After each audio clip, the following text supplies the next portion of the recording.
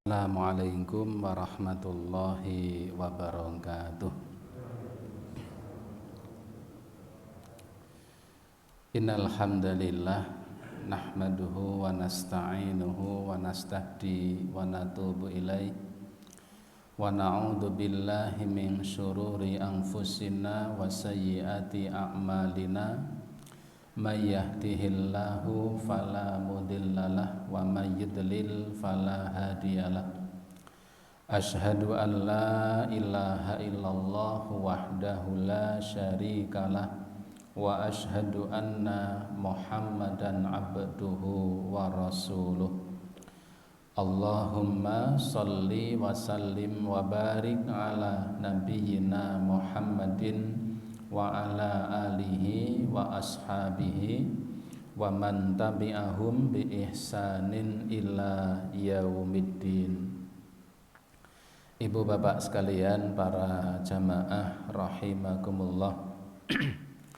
Alhamdulillah, mari senantiasa kita haturkan rasa syukur kita kehadirat Allah Subhanahu wa taala karena malam hari ini Allah taala masih melimpahkan karunia, rahmat dan hidayahnya kepada kita semuanya, sehingga malam hari ini kita bisa bersama-sama melaksanakan ibadah sholat maghrib dengan berjamaah.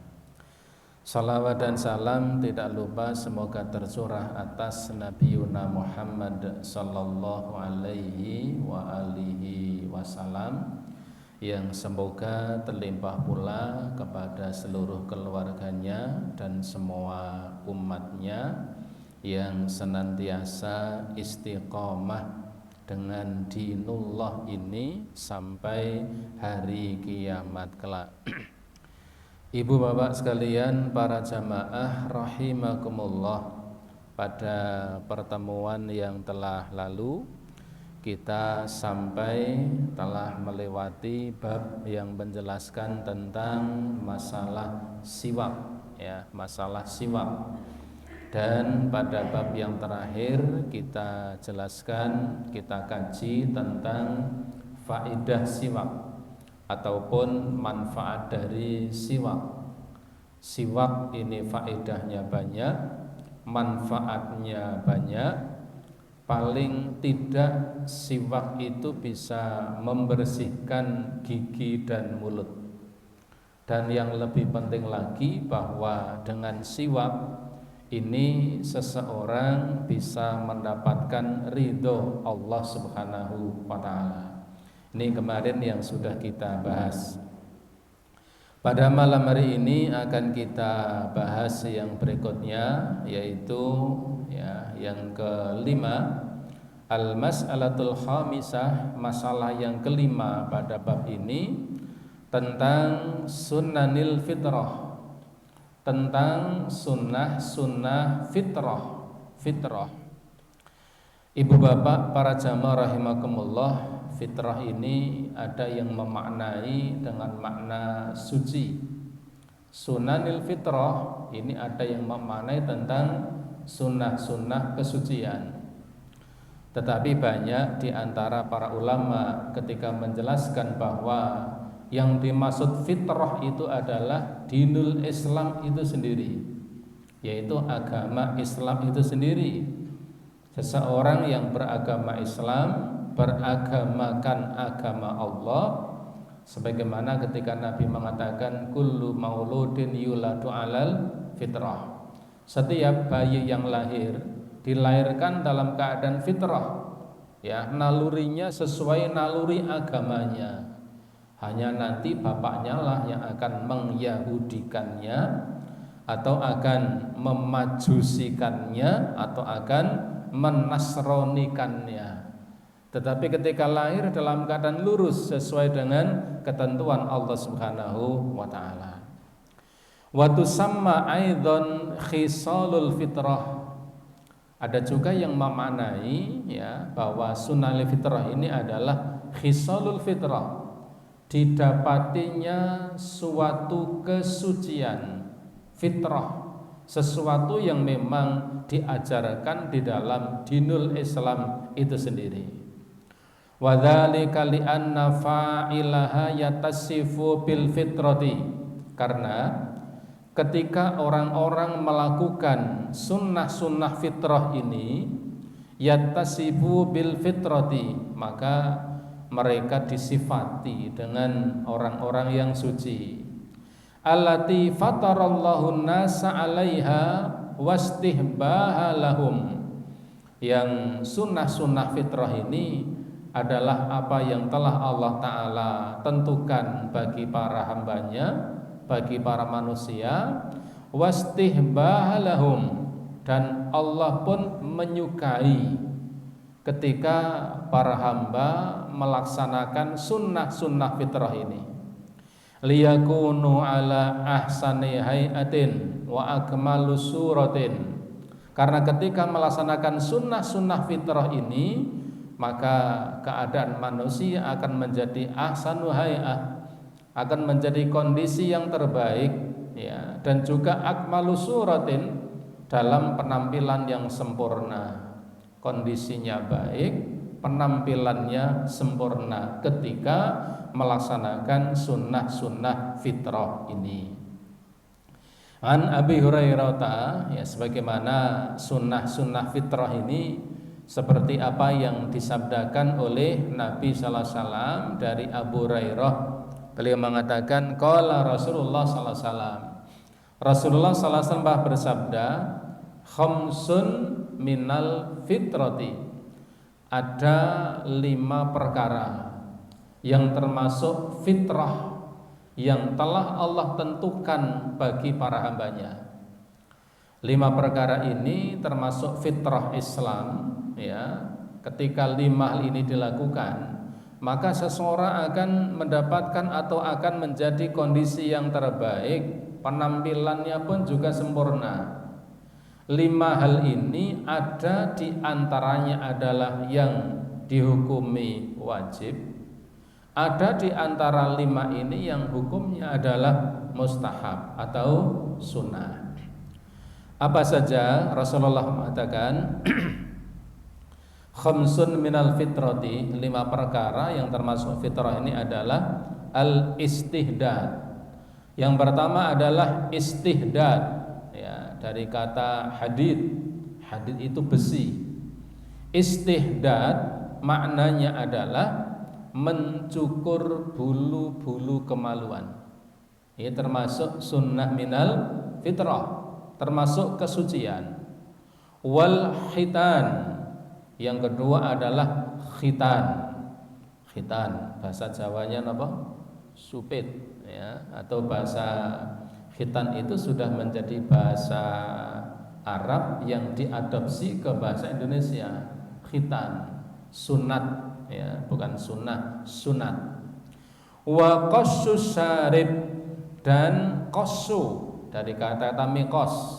Mikos itu gunting. Qassus syarib maknanya menggunting kumis, ya, merapikan kumis. Ya, jadi kumisnya dirapikan, bukan dibiarkan aut-autan, ya. Karena ada orang itu yang kumisnya lebat, jadi menutupi mulutnya, ya. Supaya tidak menutupi, maka kemudian dipelintir ke samping kanan dan kiri, ke sini, sehingga semakin panjang-panjang, maka dikumpulkan di kedua pipinya, kelihatan kereng dan garang. Qassus syarib, menerapikan, menggunting kumis. Wan natful ibti, wan natfu, dan mencabut ibet. Ibet itu rambut ketiak, ya. Wa taklimil al-azfari, dan yang kelima adalah memotong kuku. 5 perkara ini termasuk fitrah, termasuk itulah yang digariskan dalam Islam. 5 hal ini menjadi bagian dari sempurnanya penampilan seseorang, dan dengan 5 perkara ini akan terjagalah kebersihan, kemudian penampakan yang baik, kesucian dan lain sebagainya. Ibu bapak jamaah rahimakumullah, 5 hal ini kemudian dijelaskan ya. Al-ula, yang pertama, al-istihdad. Istihdad dari kata hadid. Hadid itu besi. Istihdad berarti menggunakan besi, menggunakan besi. Wa huwa halqul anati, yaitu mencukur anah. Anah. Apa itu anah? Wahiyya sya'run nabit haulal farji. Ini saya harus baca secara tekstual ya. Wahiyya sya'run, yaitu rambut, nabit, yang tumbuh, haulal farji, di sekitar kemaluan ya. Jadi istihdad itu adalah mencukur. Halku itu mencukur. Kalau mencukur berarti habis ya, brondol bahasa Jawanya, resik begitu. Wahiyya sya'run nabit haulal farji, yaitu mencukur bulu atau rambut yang ada di sekitar kemaluan. Summiya ya, summiya bidzalikal isti'malul hadid, dinamakan istihdad. Istihdad itu karena menggunakan hadid, menggunakan besi untuk membersihkan bulu-bulu yang ada di sekitar kemaluan tersebut.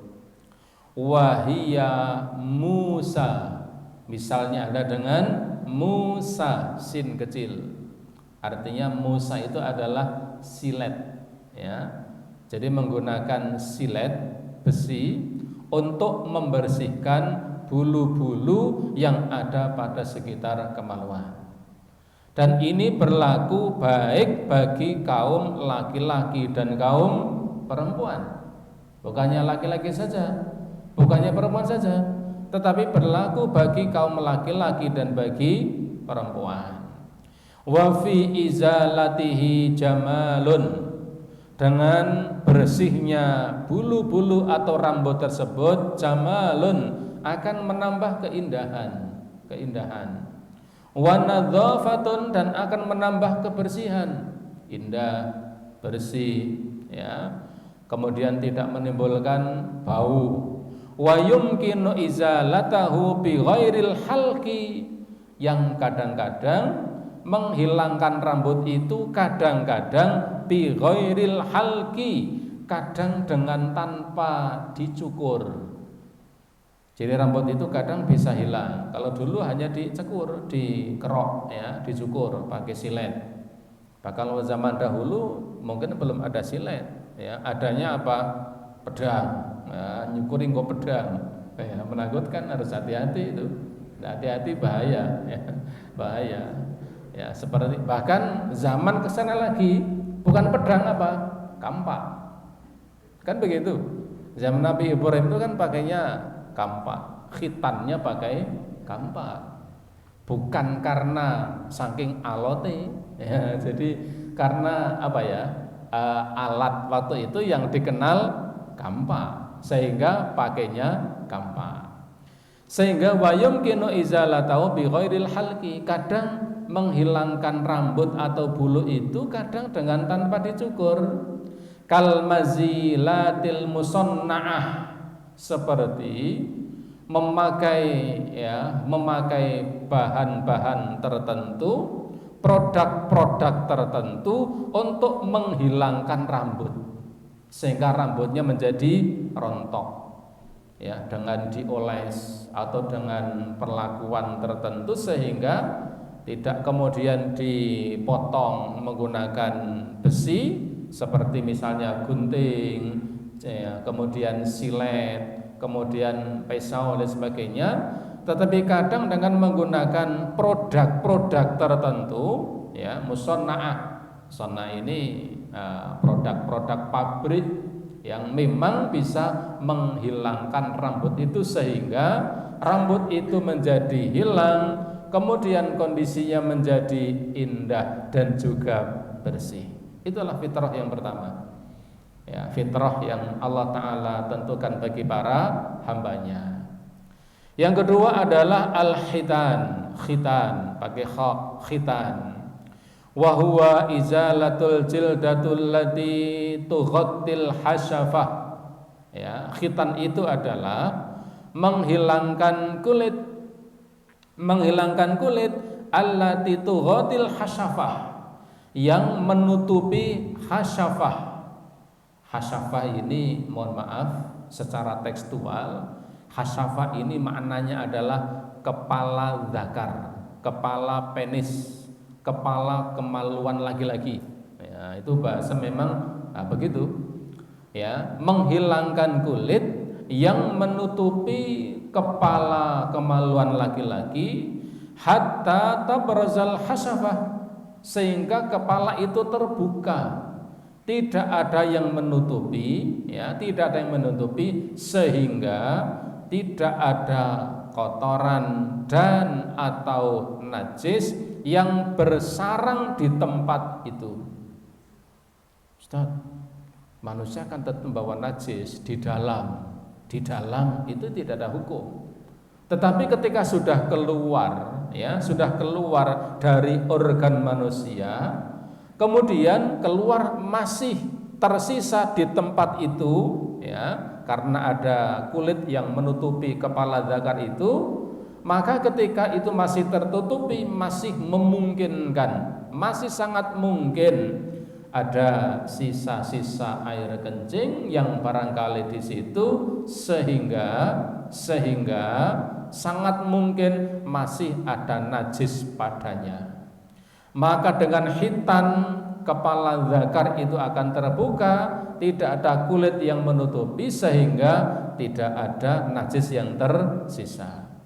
Wa hadza fi haqqidz zakari, ini adalah menjadi kewajiban bagi kaum laki-laki.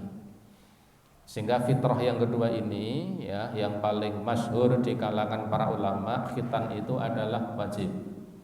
Ada yang menghukumi sunnah, tapi mayoritas ulama menghukumi adalah wajib. Kenapa? Karena dengan khitan ini sempurnanya kesucian seseorang. Sementara banyak ibadah yang disyaratkan ketika melakukannya harus bersuci, seperti sholat. Ini harus suci. Tidak suci maka tidak sah. Wa ammal untha, adapun kaum perempuan, ya, yaitu faqata al-lahmatu zaidatu fawqa mahalil ilaj. Adapun khitan bagi perempuan adalah memotong lahmah, daging, ya, zaidatu yang ada, yang menonjol, fawqa mahalil ilaj, di atas lubang senggama. Nah, ini harus saya sampaikan tekstual ini supaya tidak salah, ya. Jadi kalau laki-laki itu, dan itu sudah kewajiban, adapun bagi perempuan yaitu memotong daging, ya, sedikit yang ada di atas lubang senggama. Kila, ada yang mengatakan innaha tasabbahu urfud daik.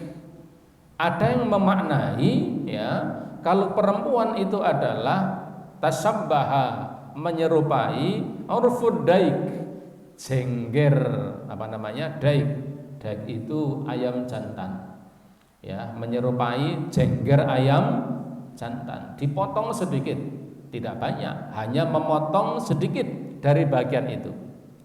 Was-sahih, pendapat yang sahih adalah annahu wajibun fi haqqir rijali, bahwasanya khitan ini adalah wajib bagi kaum laki-laki, wasunnatun fi haqqin nisa, dan ini adalah sunnah kemuliaan fi haqqin nisa, bagi kaum perempuan. Sekalipun barangkali di tempat kita di Temanggung ini tidak lazim, ya, jarang wanita-wanita di khitan. Tapi ada di daerah-daerah tertentu yang masih mempraktekkan, ya, mempertahankan adat, yaitu tentang khitan kaum perempuan, ya, dengan memotong bagian kecil daging yang menonjol itu. Tidak semuanya dipotong, hanya kecil.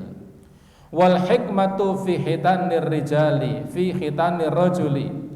Hikmah, ya, hikmah khitan bagi kaum laki-laki adalah tadhirul zakari minan najasati, membersihkan zakar, membersihkan kemaluan dari najis. Muhtakinatun fil kulfah, yang tersisa pada kulfah. Kulfah itu tadi kulit, ya, kuluf, dan mengartikan kuluf, kulit yang menutup kepala zakar, ya. Wa fawaidun katsiratun, dan selain itu ada faedah yang sangat banyak. Ya, khitan bagi kaum laki-laki itu diwajibkannya karena apa? Yang pertama adalah untuk menghilangkan najis yang tersisa pada kulub kepala zakar itu. Ya, anak-anak kecil yang belum dihitan, itu kan ada kulubnya. Hilangnya itu maka akan memberikan kesempurnaan pada kesucian, di samping wa fawaiduhu katsiratun, faedah khitan itu sangat banyak, sangat banyak. Sehingga kalau ada orang mu'alaf, ya, masuk Islam, itu biasanya yang pertama kali dilakukan adalah beliau pulang mandi, kemudian bersegera untuk khitan, sekalipun sudah tua-tua, ya, pada dikhitan. Kenapa? Karena memang itu akan menyempurnakan kesucian seseorang. Amal mar'atu, adapun bagi kaum perempuan, hikmah khitan bagi perempuan adalah fa innahu yuqallilu min ghulmatiha. Khitan bagi perempuan itu bisa mengurangi gejolaknya. Ai syiddatu syahwatiha, bisa mengurangi gejolak syahwatnya. Tapi para ulama memberikan peringatan agar tidak boleh memotong terlalu banyak. Karena kalau memotong terlalu banyak, maka wanita itu akan kehilangan gairahnya ketika bersama dengan suami mereka. Ketika bersama suami mereka, kalau motongnya terlalu banyak, maka syahwatnya hilang. Tapi ketika dipotong hanya sedikit, itu akan mengurangi gejolak syahwatnya. Wa yustahabbu ayyakuna fil yaumi sabi' lil mauludi. Dan kalau di dalam kitab ini disebutkan menarik ini, disunahkan khitan itu adalah fil yaumi sabi', pada hari ketujuh, lil mauludi, dari kelahiran anak. Nah, ini yang di tempat kita yang jarang. Tempat kita rata-rata khitan itu SD, nih. SD kelas berapa? Antara kelas 3, 4, 5. Kelas 6 belum khitan, malu, ya. Kalau kelas 1 belum berani. Saya dulu punya anak yang kedua, ya, itu sudah toto-toto. Ketika kemudian sudah datang ke tempat mau dikhitan, kelas 1, lihat pisaunya, lari, tidak jadi. Karena semangat, ya, semangat tapi belum tahu seperti apa. Begitu kelas 3 SD kemudian berani. Rata-rata khitan itu kelas 2, kelas 3, kelas 4, kelas 5. Kelas 1 kadang belum berani. Untuk kelas 6 sudah malu kalau belum dihitan, apalagi SMP belum hitan, itu seperti aib, ya, kalau di tempat kita.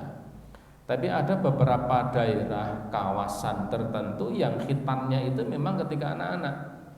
Saya punya family di Jakarta, putranya laki-laki, semuanya dihitan ketika usianya masih bayi dan usia 7 hari. Jadi masih kecil, ya, masih bayi, ya. Dan ketika masih bayi itu kenapa? Li'annahu asra'u lil barok. Kalau usianya masih kecil itu lebih cepat barok, ya. Ini barok bahasa Arab, bukan bahasa Jawa.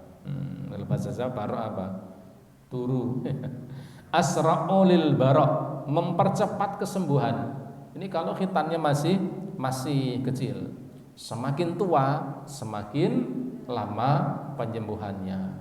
Apalagi khitannya pun tua, ya.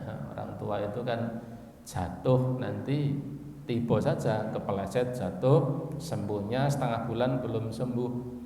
Kalau anak-anak jatuh tangi melayu, ya, itu tidak didapati kalau untuk yang sudah sepuh. Khitan ketika masih bayi lebih cepat untuk sembuh. Waliyan sausaghiru ala akmalil hal. Nah, ini medis ini. Nah, Pak Arif ini bagiannya.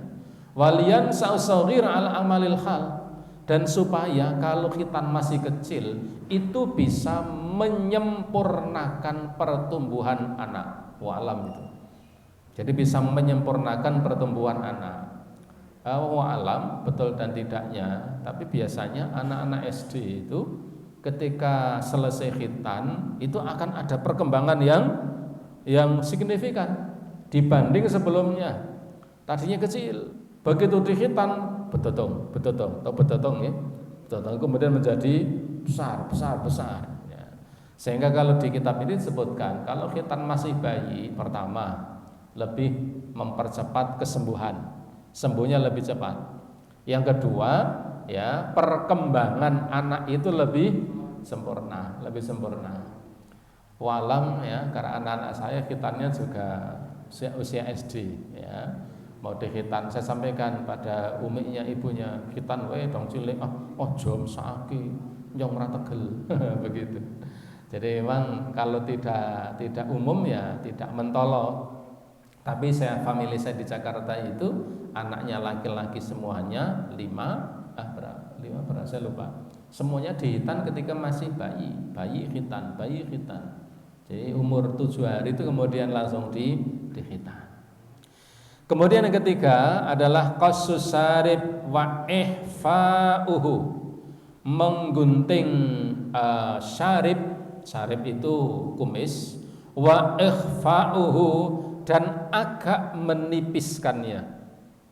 Jadi ini beda dengan tadi istihdad. Kalau istihdad itu mencukur habis.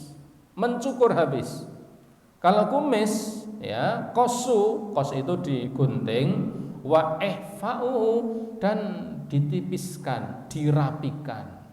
Berarti apa? Memelihara kumis boleh, tapi kemudian rapi, tidak jebres. Nah, jebres itu apa? Awut-awutan. Kita bayangkan ada orang jenggotnya lebat, cambangnya lebat, kumisnya lebat, dahar sego jagung. Orang nggawa duduh. Gimana itu? Ora karu-karuan, awut-awutan. Ya, apalagi kemudian makannya jagonya akas, ya. Akas itu yang keras, ya, bisa dibayangkan rupane rek kaya ngopo. Maka kumis itu dirapikan. Wahyal mubalaghatu fi qassihi, yaitu mubalaghah, ya, bersungguh-sungguh di dalam menipiskannya, lima fi dzalika minat tajammuli, karena ketika kemudian itu diatur, ya, dirapikan, itu bisa memperindah. Karena begini, tidak semua orang itu punya kumis yang lebat, tidak semuanya. Tapi ada orang yang kumisnya lebat, itu ketika kemudian tidak dirapikan, maka akan menjadi awut-awutan, ya, kesana kemari. Apalagi nanti sudah beruban, wah, surupane ra karu-karuan, separuh putih separuh hitam, ya, tidak karu-karuan. Maka kemudian ketika ditipiskan, dirapikan, minat tajamuli, itu menambah keindahan. Karena memang orang itu, ada orang yang memang Allah takdirkan punya kumis, ya, kemudian dia akan nampak indah, nampak bagus ketika apa? Ketika kumisnya dirapikan. Wan nidhafatu, dan, ya, akan lebih bersih. Dan yang jelas adalah wa mukhalifatul kuffar, dan itu menyelisihi orang-orang di luar orang Islam, menyelisihi orang-orang kafir. Rasulullah SAW ketika dulu melihat ada satu riwayat orang Majusi, riwayat yang lain orang Yahudi dengan kumis yang panjang sampai ada di kedua pipi mereka, barangkali itu diputar-putar ya, dan Nabi kemudian tidak suka dengan yang seperti itu. Waqad waradal ahadits sahihati fi hathi ala qasihi. Disebutkan di dalam banyak riwayat tentang perintah untuk menggunting ya, untuk menipiskan syarib ini, kumis. Wa ifa'ul lihyati, dan membiarkan lihyah. Lihyah itu jenggot ya. Kumis itu ditipiskan, jenggotnya dipanjangkan. Wa irsalaha wa ikramaha, yaitu memanjangkan jenggot dan memuliakannya. Kenapa? Lima fi baqa'il lihyati minal jamali. Karena ketika membiarkan jenggot itu tumbuh bagi kaum laki-laki, itu akan nampak indah asal dirawat ya. Wa mudzahiru rujulah, dan akan menampakkan kelaki-lakiannya. Nah, gitu. Bahasanya kenapa? Kita lanang tenan. Nah, itu ketika kumisnya dirapikan, jenggotnya dipanjangkan. Nampak ya, kalau bahasa kitanya laki-laki beken. Nah, gitu. Kalau orang Jakarta apa? Maju. Maju. Dan itu memang sunnah. Waqad akasa katsiran minan nasil amr ya, dan ini banyak sekali dilakukan oleh para manusia yang kemudian faktanya terbalik ya. Fasaru yuwaffiruna syawaribihim, banyak tidak sedikit di antara kaum muslimin itu yang kemudian membiarkan kumis-kumis mereka, kumisnya dibiarkan menjadi tebal. Wa yuhallikuna lihahum, kemudian mereka memotong, menghabisi jenggot-jenggot mereka. Au yuksiruna, ataupun digunting sangat pendek ya. Ada yang dihabisi, ada yang digunting sangat pendek. Wa fi kulli hadza mukhalifatul lisunnah, yang seperti ini adalah menyelisihi sunnah. Wal awamiril waridati fi wujubi ifaiha, dan yang seperti ini menyelisih perintah-perintah yang qat'i, yang memang jelas perintahnya akan kewajiban ya untuk membiarkan atau memanjangkan jenggotnya. Minha, diantara adalah hadis Abu Hurairah, dari Abu Hurairah radhiyallahu anhu, dia mengatakan qala Rasulullah sallallahu alaihi wasallam, Rasulullah mengatakan jazzus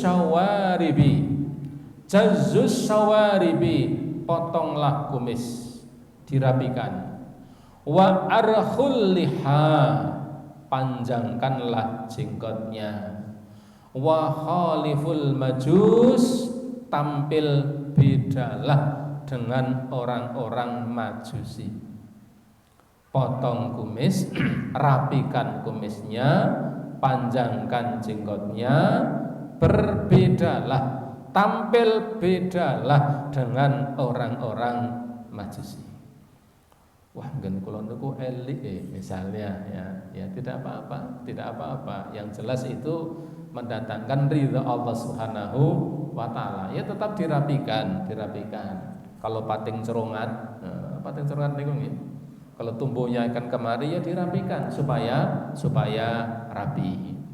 Wa hadis Ibnu Umar radhiyallahu anhu ma'anin Nabi sallallahu alaihi wasallam, dan hadis dari Ibnu Umar, semoga Allah meridhai kepada keduanya, dari Nabi bahwa Nabi bersabda, khaliful musyrikin, bedalah kalian dengan orang-orang musyrik, tampil bedalah dengan mereka. Wa firrul liha, biarkanlah jenggot ya, jenggotnya dipanjang ya. Wa ahfus syawarib, dan rapikan syawarib kumis. Untuk kumis tidak menggunakan kalimat seperti istihdad. Istihdad itu kerok habis. Kalau kumis yang memang menyukai kumis, kebetulan memang peluang tumbuhnya lebat, silahkan dipelihara tapi dirapikan, itu kumis. Kalau jenggot dibiarkan panjang. Ya, saya pernah berpapasan di Temanggung ini, tapi saya lama tidak lihat. Ya, jenggotnya itu sampai ikat pinggang, jangan sampai ikat pinggang, dan itu lebat. Kebetulan rambutnya juga lebat. Kemudian pakai motor besar itu, kemudian pakai jaket kulit, tapi hanya sampai lengan, sininya ngeligo, pakai motor, helmnya kecil, rambutnya terurai ke belakang, jenggotnya juga sampai belakang. Persatuan jenggot melambai. Jadi yang jelas, sekalipun tidak sampai seperti itu, ya, tidak sampai seperti itu, maka membiarkan jenggot itu tumbuh, ya, hingga panjang, ini bagian dari sunnah. Fa'alal muslimi ayal tazima bihadal hadiyun nabawi, maka bagi setiap orang muslim hendaklah dia selalu melazimi, menjaga sunnah Nabi ini.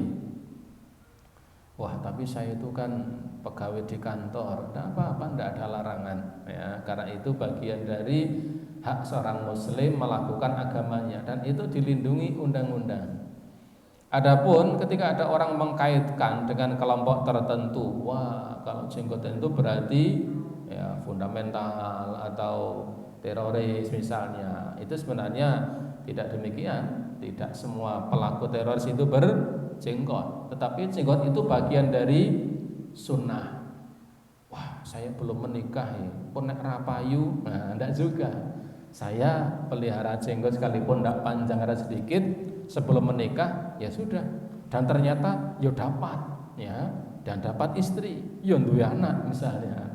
Kadang kan ada yang karena alasan-alasan tertentu, tapi yang jelas ini adalah bagian dari sunnah. Ada yang mengatakan, tapi hadisnya dhaif, ya, bahwa pada setiap satu helai jenggot, rambut jenggot yang ia pelihara, maka akan dipakai untuk bergelayutan satu orang bidadari di surga. Nah, ini hadisnya tidak sahih itu. Jadi jenggot itu rambut siji, bidadari siji, do genteyongan, ya protol kan, gitu. Ya, tidak sampai seperti itu, tapi yang jelas ini adalah bagian dari sunnah. Memang seorang muslim itu mestinya memang melazimi sunnah. Kalau tidak di antara kita yang kemudian menjaga sunnah, lalu siapa lagi?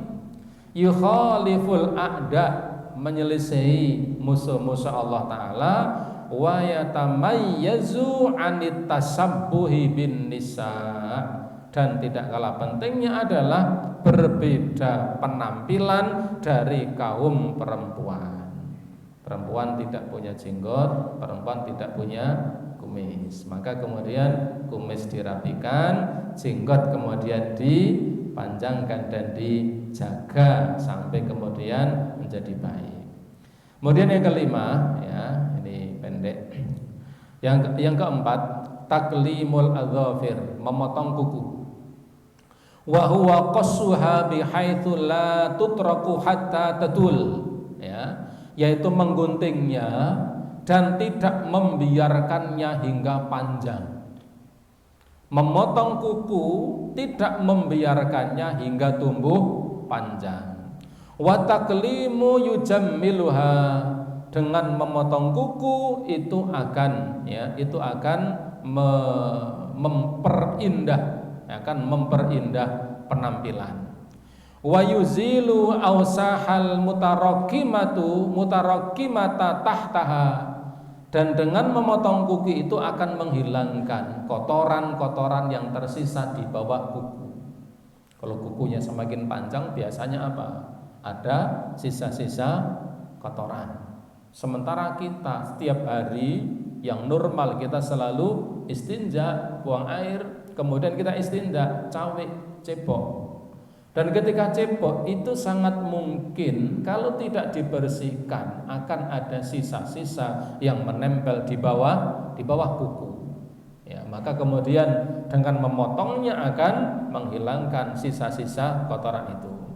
Wa qad halafadil fitratun nabawiyatu ba'dul muslimin, ya, banyak yang menyelisih fitrah, menyelisih fitrah Nabi sallallahu alaihi wasallam, ya, sebagian dari kaum muslimin fasaru yutiluna azfarahum, ada di antara mereka yang memanjangkan kuku-kuku mereka. Maka pernah ada masuk dalam jenis apa namanya, rekor, ya, kukunya itu panjang sampai 2 meter. Jadi kukunya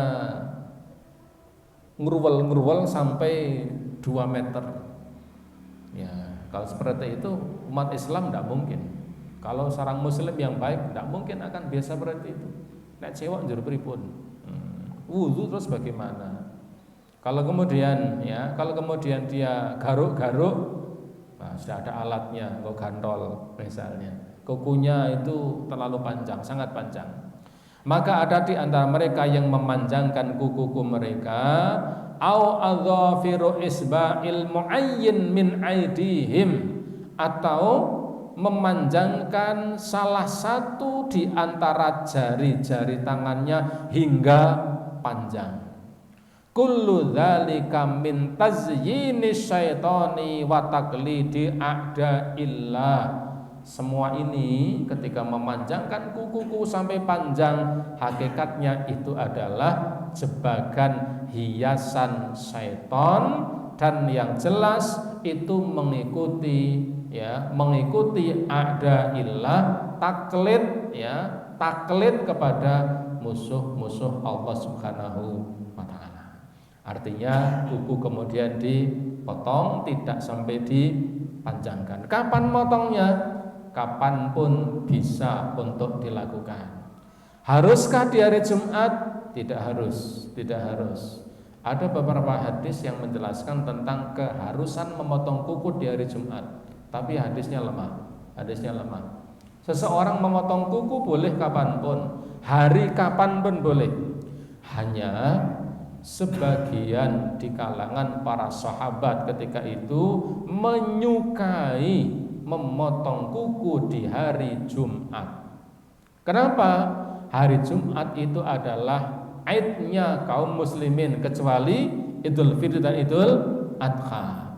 Karena Nabi memerintahkan untuk membersihkan badan ketika akan datang melaksanakan salat Jumat, mandi, memakai minyak wangi, kondisi yang bersih, maka kondisi bersih itu akan lebih sempurna jika tidak menyisakan kotoran di bawah kuku-kuku mereka.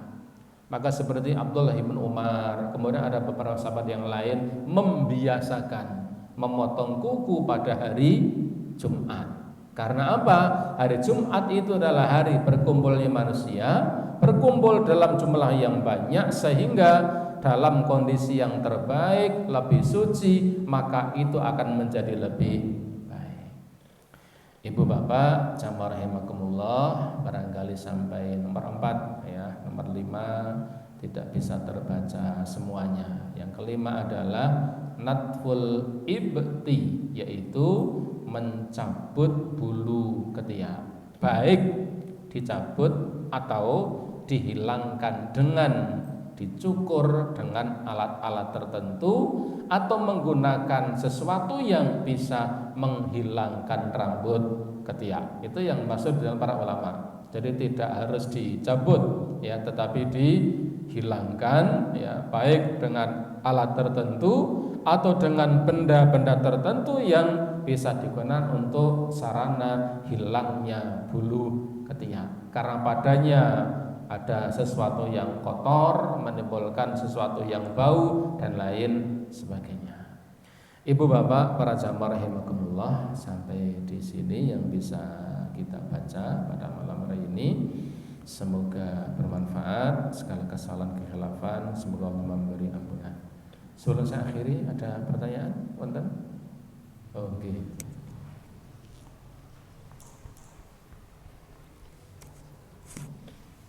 Bismillahirrahmanirrahim. Assalamualaikum warahmatullahi wabarakatuh. Waalaikumsalam. Yang pertama berhubungan dengan mencukur bulu kemaluan. Itu rentang waktu kita mencukurnya itu berapa hari? Apakah ada nas-nas tertentu? Yang kedua,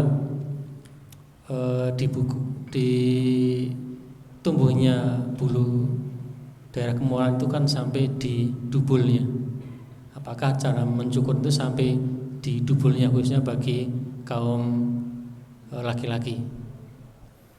Yang kedua berhubungan dengan khitan atau sunnah.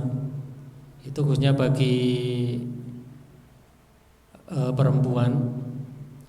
Maaf, ini secara anatomi itu kan memang di atas itu ada yang namanya, bahasa medisnya itu klitoris. Itu memang di sana pusat saraf perempuan dan banyak sekali pembuluh darahnya, sehingga maaf, pusat rangsangan perempuan di situ. Mungkin tadi Ustadz matur kalau kebanyakan mengurangi yang diambil mungkin karena itu banyak saraf yang hilang mungkin. Apakah di situ untuk mengambilnya di secara anatomi di klitorisnya itu yang di atas itu memang ada itu, ataukah di samping sama itu juga ada daging-dagingnya? Dan sedikit menambahkan berhubungan dengan khitan, ada satu kejadian pernah di rumah sakit itu, maaf, beliau non muslim, sudah punya istri, dan setelah berhubungan dia banyak keluar darahnya, perdarahan. Ternyata dia belum dihitan. Mungkin itu salah satu manfaat dari khitan. Jadi, terima kasih. Assalamualaikum warahmatullahi wabarakatuh. Baik, yang pertama terkait kapan mencukur bulu kemaluan. Sebagaimana ketika tadi kita bahas kaitannya tentang memotong kuku, tidak ada waktu tertentu, tidak ada batasan tertentu, hanya banyak di antara para sahabat melakukan itu di hari Jumat. Kenapa? Tidak ada nas keharusan memang, karena mereka mengambil satu inisiatif bahwa hari Jumat itu adalah hari besarnya umat Islam. Maka ketika hari besar umat Islam itulah kemudian mereka berusaha untuk membersihkan sesuatu yang memang diperintahkan untuk membersihkannya, seperti memotong kuku, kemudian mencukur bulu kemaluan, kemudian rambut ketiak dan lain sebagainya. Artinya tidak ada jarak maksimal sampai kapan. Ada yang mengatakan 40 hari, tidak ada ketentuan. Tidak harus 40 hari, tidak harus sekian hari, dan tidak ada keharusan hari-hari tertentu. Karena yang menyatakan hari tertentu itu riwayatnya lemah. Hanya tidak sedikit di kalangan para sahabat yang membiasakan itu dilakukan di hari Jumat. Kenapa? Kaitannya berupaya untuk menghilangkan sesuatu yang dengan hilangnya itu maka akan sempurnalah sebuah kesucian. Jadi tidak sedikit di antara para sahabat yang melakukan itu di hari Jumat. Adapun yang kedua kaitan tentang khitan, betul ya, jadi klitoris itulah yang kemudian diambil, tetapi hanya menghilangkan kulit luar dan sedikit daging. Itu yang dijelaskan rincian begitu. Tidak sampai mengambil daging yang banyak, tapi hanya di ujungnya itu hanya kulit tambah daging sedikit.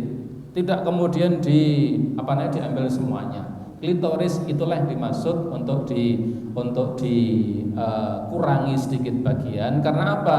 Untuk mengurangi gejolak syahwatnya.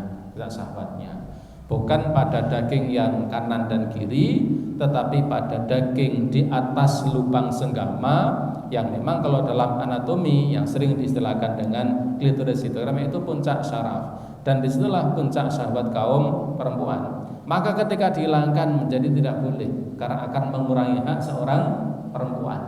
Maka dipotong sedikit, bahkan hanya daging kecil di bawah kulit, tidak sampai menghilangkan sampai banyak.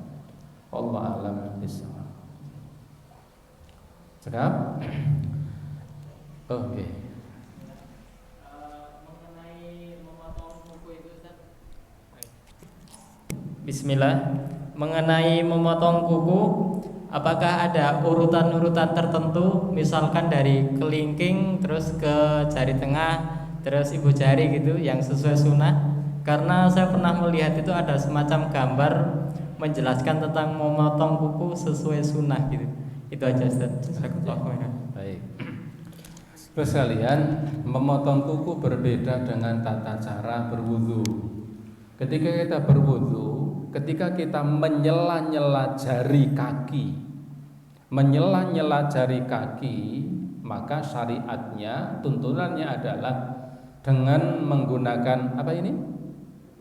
Kelingking, ya. Etikanya adalah dengan menggunakan kelingking tangan kiri, lalu dimasukkan ke sela-sela jari kaki yang paling kanan dari kelingkingnya ke kiri sampai ibu jari. Kemudian beralih ke kaki kiri dari ibu jari sampai ke kelingkingnya. Itu tata cara menyela-nyela jari kaki ketika berwudu. Ini tidak sama ketika seseorang memotong kuku. Tidak ada riwayat-riwayat yang sahih tentang kaifiyah tata cara memotongnya, dan tidak ada ketentuan yang sahih tentang kapan memotongnya. Jadi tidak ada ketentuan syar'i yang sahih tentang tata cara memotongnya, apakah dari jempolnya, apakah dari kelingkingnya. Jadi tidak ada riwayat yang sahih terkait ketentuan cara memotongnya dan waktu memotongnya. Tidak ada waktu khusus dan tidak ada ketentuan khusus. Kita boleh misalnya dari kelingkingnya